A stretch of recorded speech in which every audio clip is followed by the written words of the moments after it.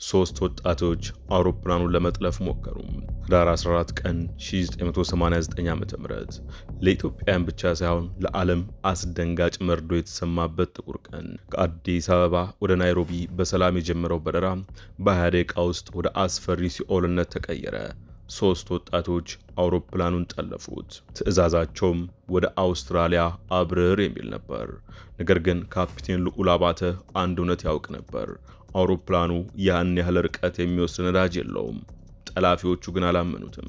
ረዳት አብራሪው ዮናስ መኩሪያ ተደብድቦ ከክፍሉ ተባረረ። አውሮፕላኑ በህንድ ውቅያኖስ ላይ ለሰዓታት ሲንከራተት በመጨረሻ ነዳጁ አለቀ። ሞተሮቹ ቆሙ፣ መብራቶቹ ጠፉ። ጭልጭል የሚለው ተስፋም በጨለማ ተዋጠ። በዚያ አስፈሪ ሰዓት በዚያው አውሮፕላን ውስጥ አንድ ትልቅ ሰው ነበር። የዓለምን አይን ወደ ኢትዮጵያ ራብ የሳበው ዕውቁ የፎቶግራፍ ባለሙያ መሐመድ አሚን። ኢትዮጵያ ሕይወቴን የለወጠች ሀገር ናት ሲል የነበረው መጨረሻውም በዚያ አውሮፕላን ሆነ። አውሮፕላኑ በሰዓት 200 ማይል እየተምዘገዘገ የኮሞሮስን ባህር ሲመታው ለሶስት ተከፈለ።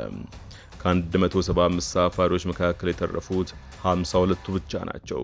123 ነፍሶች በዚያ ባህር ውስጥ ቀሩ። ካፒቴን ልዑል አባተ ተረፈ። ሶስቱ ጠላፊዎች ግን ከነጥፋታቸው ሕይወታቸው አለፈ። መሐመድ አሚንም ያችን ሕይወቱን የለወጠችለትን አገር አየር መንገድ ተሳፍሮ ወደማይመለስበት ዓለም ሄደ። ሰው ከተሰኘው የኃይለ ጊዮርጊስ ማሞ መጽሐፍ እየተወሰደ